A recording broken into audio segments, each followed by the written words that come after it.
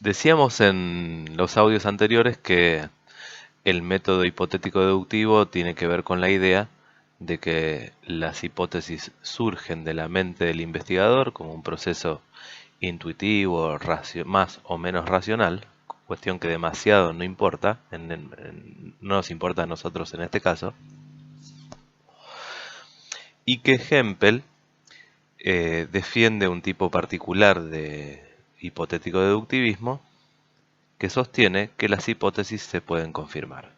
Decíamos en el audio inmediato anterior, en el número 3, que cuando hablamos de confirmar, estamos diciendo que una hipótesis es probablemente verdadera y para eso nos basamos en casos particulares que dieron positivo, o sea, en los que se cumplió nuestra predicción, o sea, nuestra consecuencia observable o implicación contrastadora.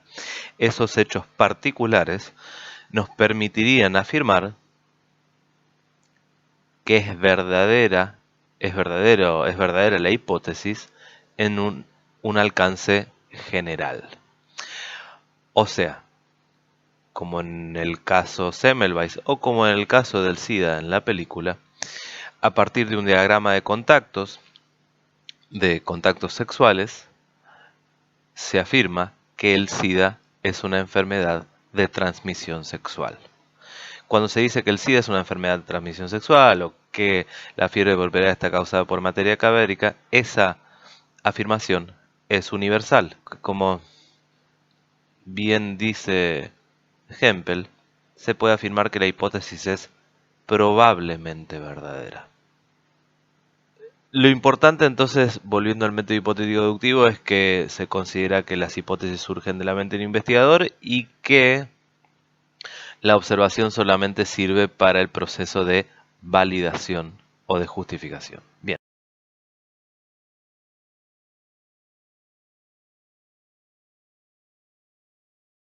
¿Qué dice Popper al respecto? Y con esto pasamos a Popper, que está explicado muy claramente en el capítulo Introducción al falsacionismo, creo que es el cuarto, del Chalmers. Dijimos antes, cuando hablábamos de inductivistas ingenuos, hasta ahora estamos hablando de tres corrientes.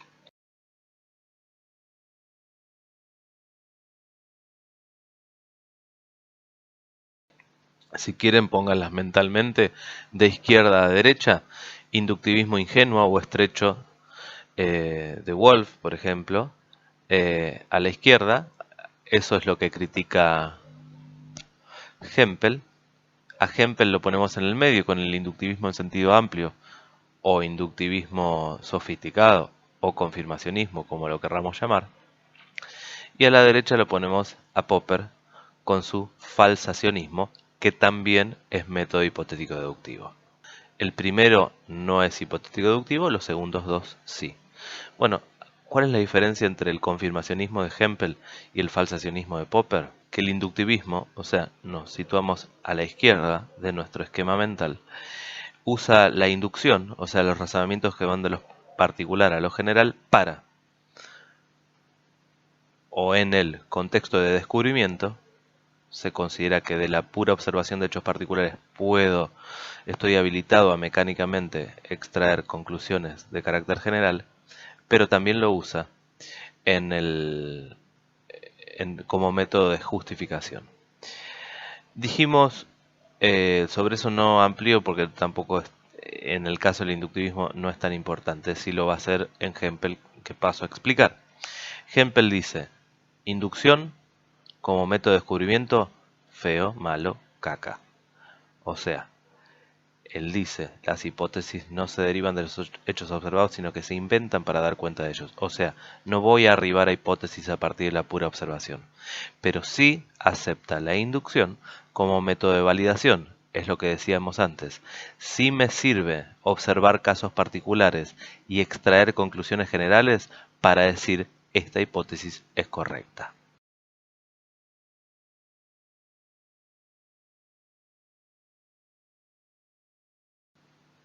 En el esquema que habíamos hecho en el pizarrón varias veces, hipótesis, flechita, consecuencia observacional,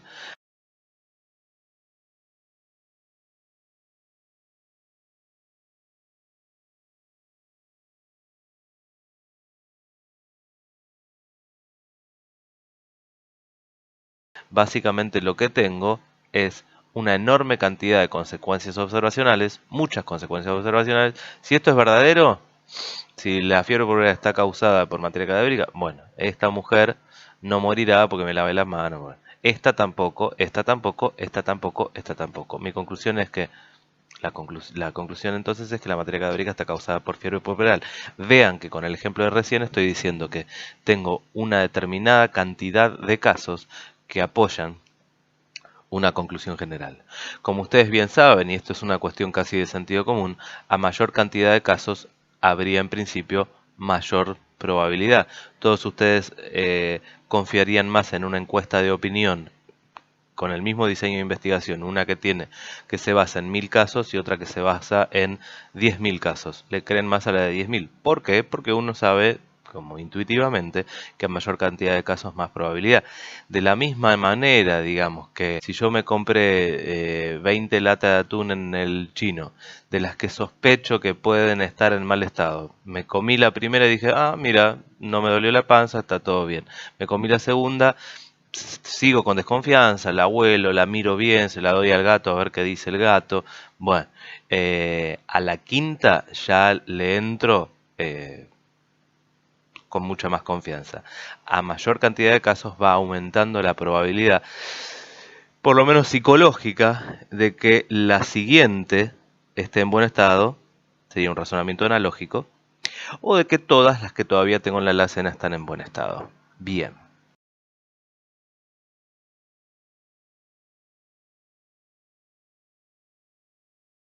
Bueno, a Popper todo esto no lo convence. Y Popper, al contrario que Hempel, quien acepta la inducción como método de justificación, Popper rechaza la inducción en todas sus formas. La rechaza como método de descubrimiento, por eso es hipotético-deductivista y en esto es afín y cercano a Hempel, pero también la rechaza como método de justificación. ¿En qué se basa? Bien, en varias cuestiones. La primera y principal es que la inducción está basada en un razonamiento inválido, como ustedes saben, y la falacia de afirmación del consecuente.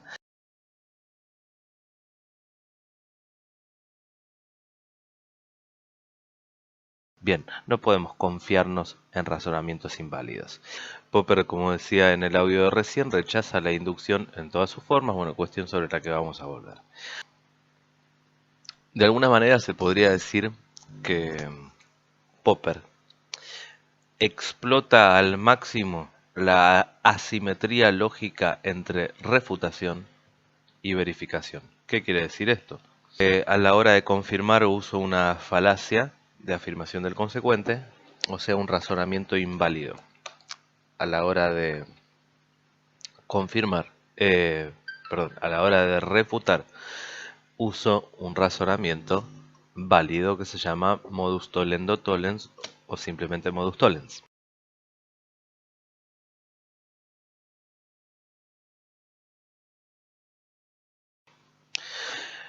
Refutar y confirmar son dos aspectos, dos caras, podríamos decir, o dos lados de una contrastación empírica. Cuando en un objeto tenemos un lado distinto al otro, decimos que es asimétrico, no tiene simetría. La contrastación empírica no tiene simetría porque de un lado tenemos la refutación que se basa en un razonamiento válido llamado modus tollens, y del otro lado tenemos la confirmación que se basa en un razonamiento inválido llamado falacia de afirmación del consecuente.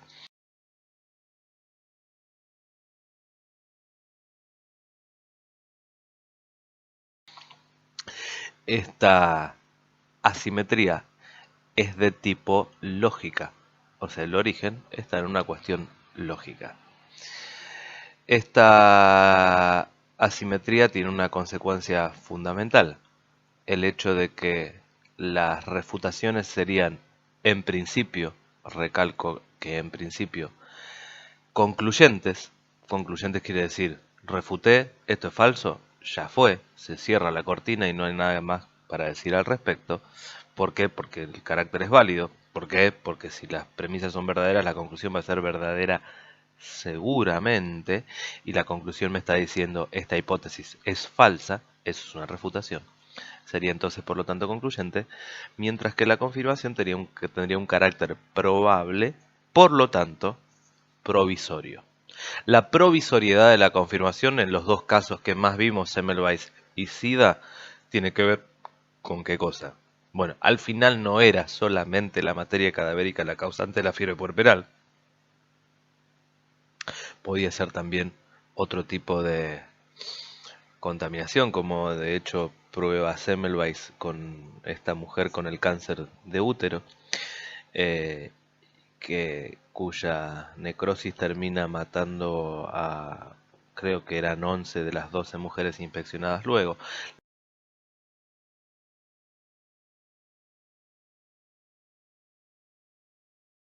La mujer esta no era un cadáver, por lo tanto no había materia cadavérica, también materia pútrida de organismos vivos, dice Semmelweis.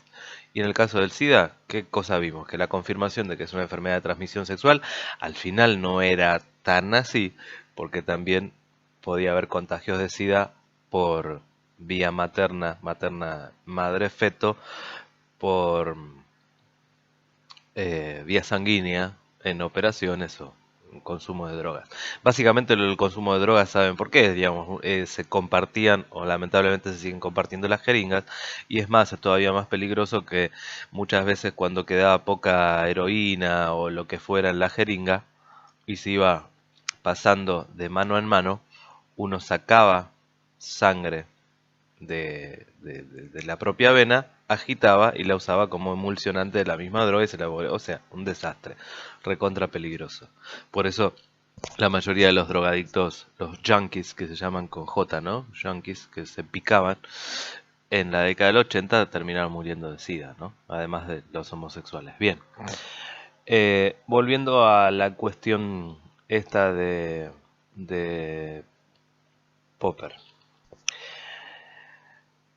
Y de lo de la asimetría lógica entre refutación y verificación, lo que decíamos antes, ¿no? Esta asimetría tiene que ver con esto que decíamos. Bueno, Popper explota al máximo esta asimetría lógica entre refutación y verificación.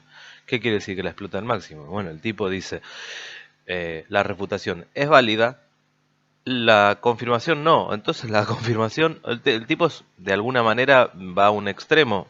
Capaz es bueno, digamos, no estoy haciendo juicios de valor sobre Popper, ¿no? Pero eso objetivamente se va a un extremo.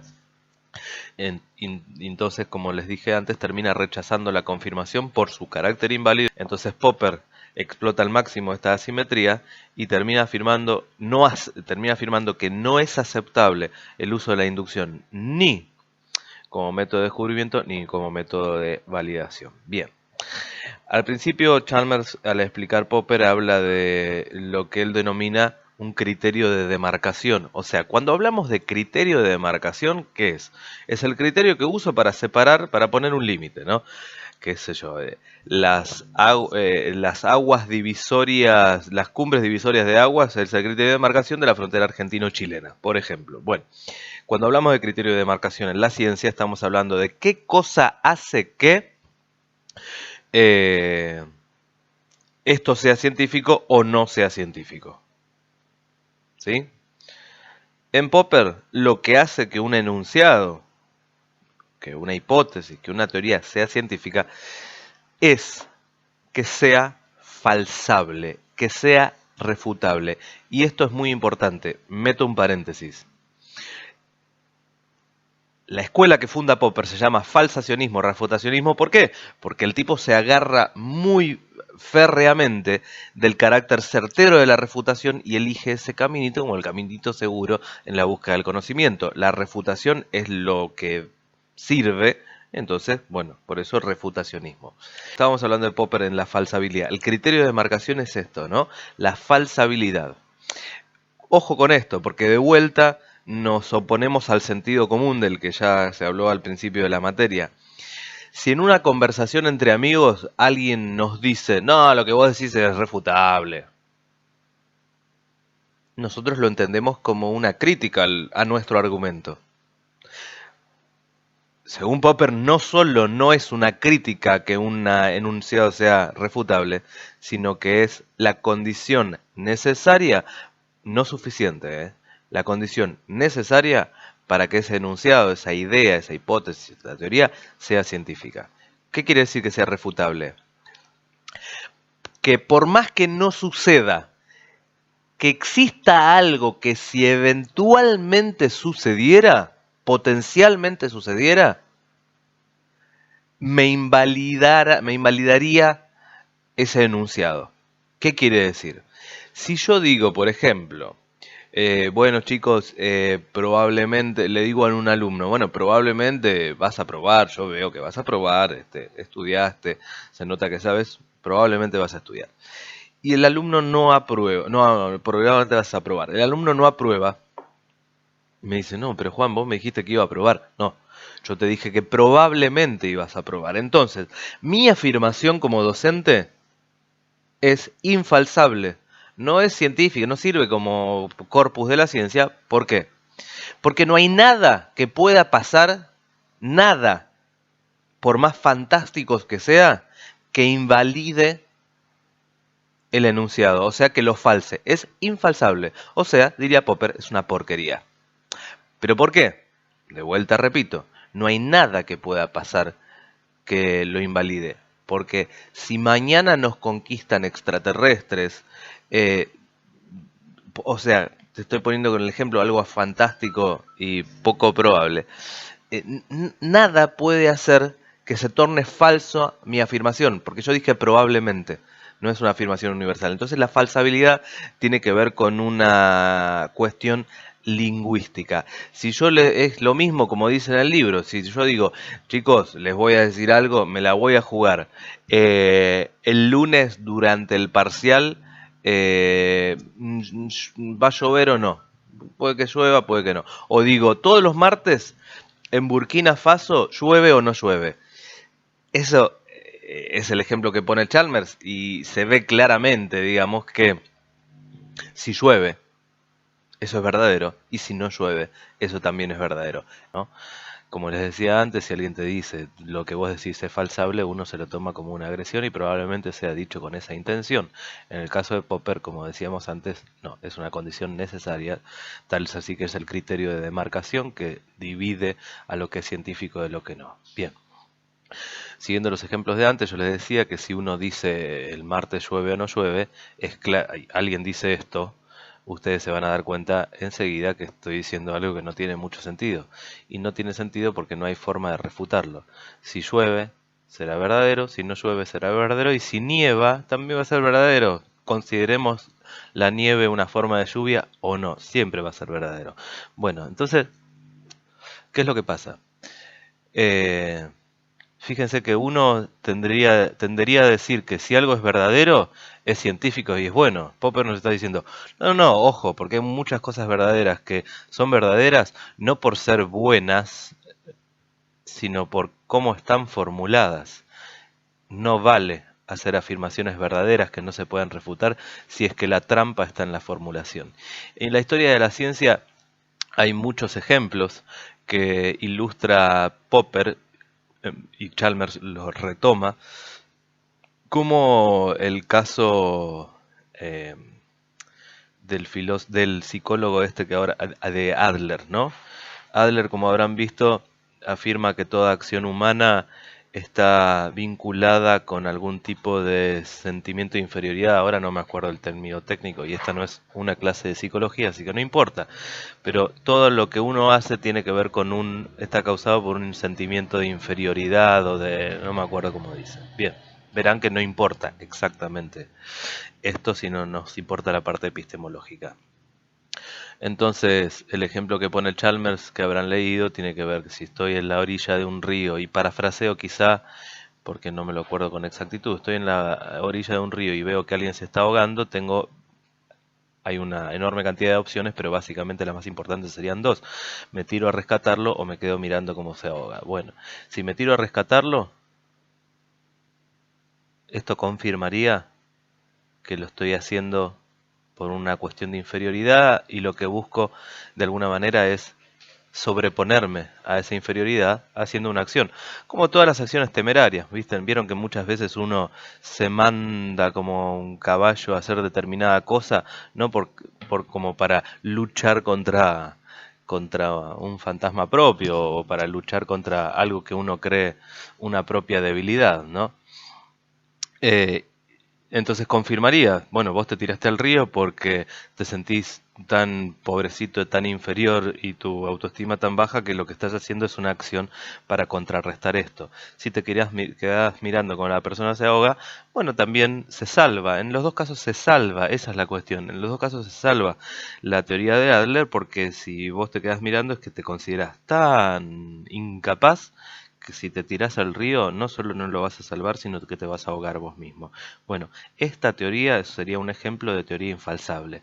Pase lo que pase, se salva. Es una teoría que según Popper, así como muchas otras, se ha mantenido en el tiempo y es tomada y asumida como una teoría científica, pero en realidad, si ha sobrevivido los intentos de refutación, que es lo que hace que una teoría sea buena en esta visión casi evolucionista que tiene Popper, si ha sobrevivido esos intentos de refutación, no es porque sea una hipótesis de buena calidad, una teoría de buena calidad, sino porque es infalsable, o sea, una porquería. Hay muchos otros ejemplos en la ciencia. Ustedes fíjense que, eh, por ejemplo, hay algunos que dicen que la filosofía de la historia de Marx, o sea, la visión que tiene Carlos Marx, el filósofo, economista y sociólogo alemán, creador del socialismo científico, sería también infalsable. ¿Por qué? Marx ya en 1848, en el manifiesto del Partido Comunista, de alguna manera da a entender que el capitalismo va a caer en manos de una revolución de la clase obrera, de los proletarios. Hace esta predicción, el capitalismo va a caer y la nueva forma de organización social será la socialista o la comunista. No vamos a entrar en las diferencias entre las dos, porque no llevaría tiempo y no tiene sentido, pero lo que sí tiene sentido es la crítica que le hacen algunos. ¿Qué pasó? El capitalismo no cayó. Marx pensaba especialmente en Inglaterra y en Alemania cuando su predicción. El capitalismo no cayó ni en Alemania ni en Inglaterra. Alguien podría decir, y bueno, pero todavía sigue habiendo humanidad, puede caer en algún momento. Bien, no. Marx decía que la caída esa era relativamente inminente, eso no pasó. Entonces, entonces quedaría refutada la predicción de Marx.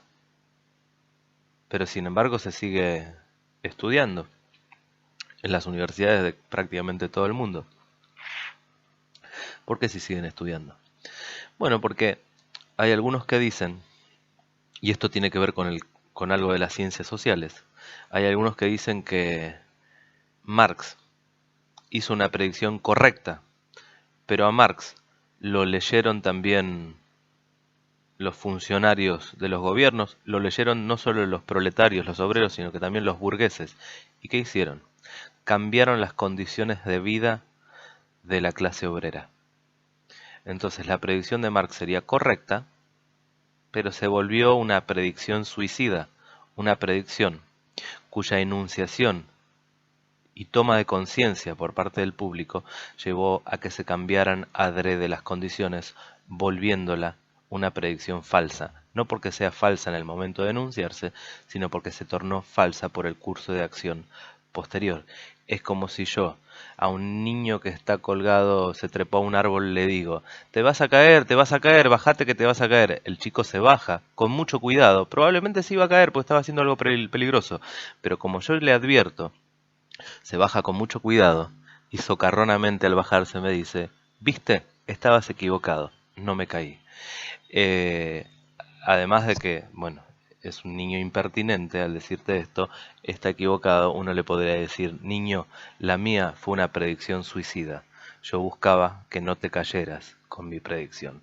Lo que sí quiero que quede claro es que muchas veces existen maniobras para salvar a una teoría que está en riesgo de refutación. Hempel las denomina, las denomina Hempel y se llaman muchas veces hipótesis ad hoc. Lo que quiero decir es que la filosofía de la historia marxista también sería infalsable.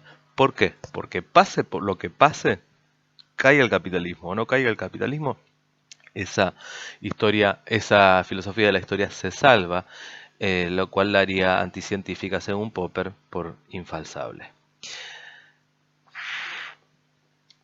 Bien, siguiendo con la falsabilidad de la que habla Popper y que es tan importante en su núcleo eh, explicativo, digamos, y que es uno de los ladrillos de las bases del falsacionismo. También afirma Popper, no solo dice que un enunciado para ser científico tiene que ser falsable, sino que cuanto más falsable, mejor. Y en este sentido hay dos principales elementos que hacen a- al grado de falsabilidad de un enunciado. Esos dos elementos son, por un lado, su universalidad o generalidad, y por otro lado, la exactitud y la precisión con el que está formulado en el enunciado, la hipótesis o la teoría. Cuanto más falsable, decíamos, mejor. Y estos dos elementos que mencioné, universalidad, generalidad por un lado y precisión y exactitud por otro, son los que van a aumentar o no la falsabilidad de una teoría. Los ejemplos que da Chalmers en este sentido son bastante más sencillos. Pensemos en esto. Cuanto más falsable un enunciado, quiere decir que tiene más posibilidades, si usemos esta palabra muy entre comillas cuando hablamos de Popper. Popper rechaza la idea de probabilidad y lo de posibilidad, es bastante cercano, pero lo digo así para que se entienda. Cuanto más falsable quiere decir que tiene más riesgo, podríamos decir, o más posibilidades de ser refutado. ¿Cómo es esto? Si yo digo que todos los planetas del sistema solar describen una órbita circular, pónganle, aunque no es cierto, estoy haciendo una afirmación de carácter universal, todos los planetas, pero estoy hablando de los planetas del sistema solar. Si yo digo, en cambio, que todos los cuerpos celestes describen una órbita circular, esta segunda afirmación es mucho más universal que la anterior y tiene, por lo tanto, más chances de ser refutada. Es más fácil encontrar con que yo encuentre un solo cuerpo, sea cometa, sea asteroide, sea una estrella, sea lo que sea en el universo, que no describa una órbita elíptica, refuto la segunda afirmación. En cambio, para la primera, tengo un ámbito, un universo mucho más restringido. Dije planetas del sistema solar. Entonces, cuanto más universal, esto es, cuanto más abarcadora sea una hipótesis, un enunciado, una teoría, más falsable es, mejor es en términos popperianos. Ahora bien, para que una hipótesis sea científica, dijimos que la falsabilidad es una condición necesaria, pero no es suficiente. ¿Qué quiere decir esto? La diferencia entre condición necesaria y suficiente creo que la deben tener clara. Es condición necesaria para ser presidente de la nación tener, creo que son 18 años, 22, lo que sea. Pero no es condición suficiente, sino todos ustedes y nosotros seríamos presidentes de la nación, cosa que sabemos que no es.